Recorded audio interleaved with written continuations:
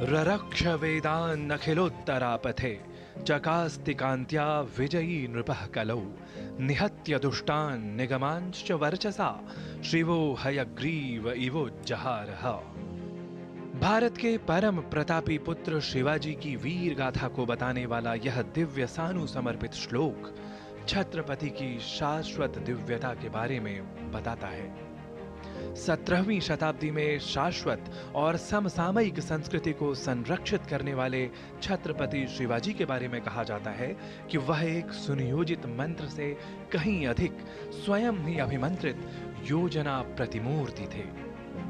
न केवल युद्ध कला में प्रवीणता और बौद्धिक कुशलता ही शिवाजी की पहचान थी, बल्कि उनकी नीति यह भी थी कि युद्ध क्षेत्र या अपनी आक्रामकता के बीच बच्चों, महिलाओं और कमजोर लोगों को कोई नुकसान न पहुंचाया जाए और किसी भी युद्धबंदी को गुलामी में हरगिज न डाला जाए।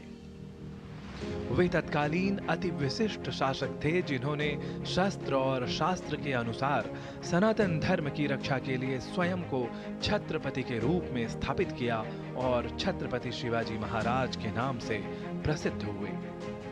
इसलिए उस समय की प्रशासनिक फारसी भाषा के बेहद दृढ़ प्रभाव के बाद भी संस्कृत विद्वान रघुनाथ हनुमंते द्वारा विनिर्मित राज व्यवहार कोश उनके साम्राज्य में सुदृढ़ता के साथ प्रयुक्त या लागू किया गया। इसलिए पंत, प्रधान, अमात्य, सचिव, मंत्री, सेनापति, सुमंत, न्यायाधीश, पंडित राव, दानाध्यक्ष आदि उनके द्वारा प्रयुक्त संस्कृत प्रभावित पद जो आज भी मराठी में प्रचलित ही हैं, फारसी भाषा के शब्दों के स्थान पर व्यवहार में थे। वस्तुतः युद्ध कला की अद्वितीय प्रतिमूर्ति शूरवीर इन्हीं छत्रपति शिवाजी ने तात्कालिक पतनोन्मुखी सनातन संस्कृति को संरक्षित करने का महनीय कार्य किया था, जिसे मुगल साम्राज्य और उनकी दमनकारी नीतियों ने भरसक कुचला था। सैनिकों की छोटी टुकड़ियों के साथ भी आत्मगौरव की उत्कट शक्ति और सामयिक युद्ध नीतियों की आपेक्षिक युक्ति के साथ इस वीर नृपति छत्रपति शिवाजी का विजय समुद्घोष भला कौन विस्मृत कर सकेगा। त्वत्कंठ कुंड सुसंचितम हालाहलम परमाद्भुतम वमतीक्ष्ण शस्त्राग्रेषु नो हर हर हर महादेव। निश्चय ही शिवाजी ने एक सापेक्ष रणनीति के साथ अधिनायकवादी ताकतों के खिलाफ संपूर्ण युद्ध छेड़ने के लिए अद्भुत कूटनीतियों और छद्म संघर्षों का सफल प्रयोग किया।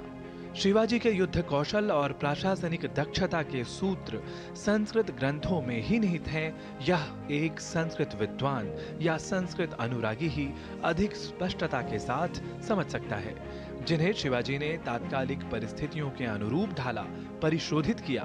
यही कारण है कि शिवाजी की सेना ने अपनी कम संख्या और युद्ध क्षमता के बाद भी अनेक विशेष दुर्गों, यहाँ तक कि समुद्र में भी एक अति विशेष दुर्ग का निर्माण किया।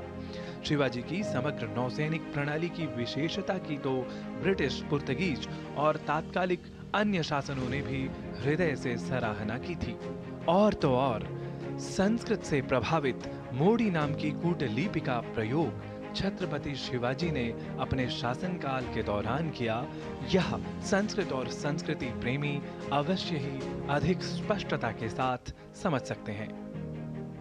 इन सब के अतिरिक्त एक और महत्वपूर्ण तथ्य यह कि छत्रपति शिवाजी ने कभी भी धर्म के आधार पर किसी पर अत्याचार नहीं किया, बल्कि उन्होंने उज़्बेक और तुर्क जैसे कई मुसलमानों को सेना की कमान संभालने जैसे प्रमुख कर्तव्यों में भी नियुक्त किया।